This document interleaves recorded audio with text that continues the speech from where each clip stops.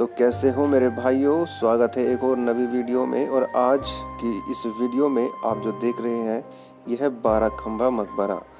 ये लोधी वंश का बताया जाता है। इसके बारे में कोई ख़ास जानकारी नहीं है, लेकिन लोधी वंश की जानकारी इसमें आपको मिलने वाली है। दोस्तों, दिल्ली सल्तनत के बाद आखिरी वंश लोधी वंश ही था। इसके बाद भारत में मुगल आ गए थे। लोधियों ने 1451 से 1526 तक दिल्ली पर राज किया।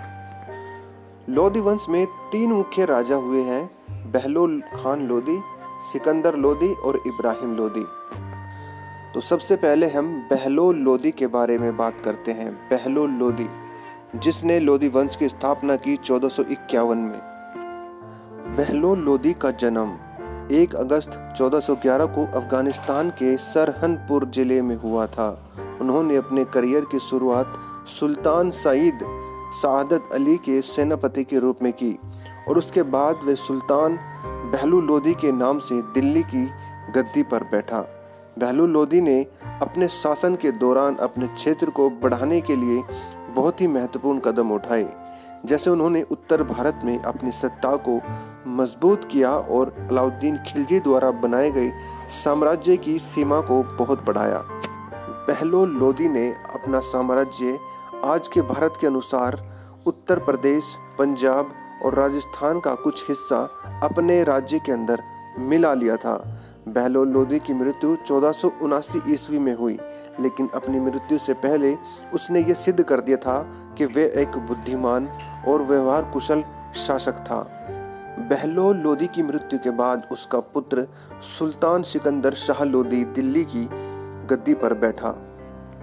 दोस्तों, आपको ये जानकर हैरानी होगी कि बहलोल लोधी का पुत्र निज़ाम खां को ही सिकंदर लोधी कहते हैं। और आपको ये जानकर भी हैरानी होगी कि जो सिकंदर लोधी था उसकी माँ एक हिंदू थी जिसका नाम हेमा था, और हेमा बहलोल लोधी की एक हिंदू पत्नी हुआ करती थी। 17 जुलाई 1489 को हेमा ने एक पुत्र को जन्म दिया जो आगे चलकर सुल्तान सिकंदर शाह के नाम से गद्दी पर बैठा था और यही सिकंदर लोधी के नाम से मशहूर हुआ। सिकंदर लोधी ने अपने पिता की राह पर चलने की पूरी कोशिश की, लेकिन वह असफल रहा। उसने साम्राज्य को बढ़ाने में कोई कसर नहीं छोड़ी। हालांकि धीरे धीरे करके वो साम्राज्य जो उसके पिता ने कभी बढ़ाए थे वो भी घटते गए और एक दिन सिकंदर लोधी आपसी झगड़े में मारा गया। इसके बाद लोधी वंश को आगे बढ़ाते हुए इब्राहिम लोधी ने लोधी वंश की बागडोर संभाली। दोस्तों, इब्राहिम लोधी का जन्म 17 जून 1458 को हुआ था और उनके पिता सुल्तान सिकंदर लोधी के बाद सल्तनत के रूप में ताजपोशी इब्राहिम लोधी की गई। इब्राहिम लोधी 1517 से 1526 तक शासन करता रहा। दोस्तों, इब्राहिम लोधी जिस वक्त दिल्ली की गद्दी पर बैठा उस वक्त उसके साम्राज्य के चारों तरफ शत्रु घूम रहे थे और उसके साम्राज्य को हड़पने के लिए लगातार मेहनत कर रहे थे। और दूसरी तरफ इब्राहिम लोधी उनको रोकने के साथ एकीकरण का काम भी करते रहे। वे भारत को एकजुट करना चाहते थे और इसी के लिए वे मेहनत कर रहे थे। दोस्तों, जब इब्राहिम लोधी को हराना बड़ा मुश्किल हो गया राणा सांगा के लिए, तो उसने एक नया उपाय ढूंढ लिया। उसने सोचा कि अगर मैं नहीं हरा सकता तो क्यों ना मैं बाहर से किसी नए राजा को या शासक को बुला के लाऊं जो उसको हरा दे।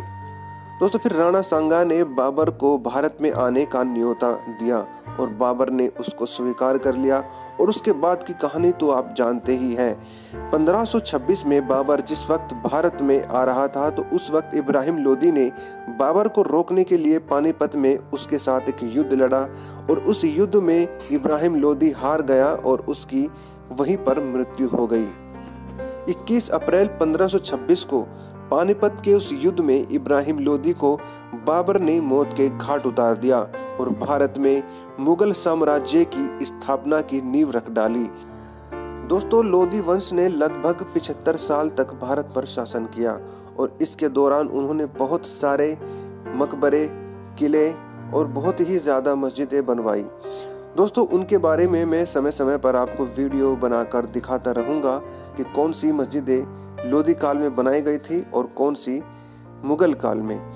लोधी काल की मस्जिद सबसे बेहतरीन जो मस्जिद मुझे लगी है वे लोधी गार्डन के अंदर एक बहुत ही ज़बरदस्त मदरसा और मस्जिद है। उसकी वीडियो मैंने पहले ही बना कर रखी है, जाकर आप देख सकते हैं।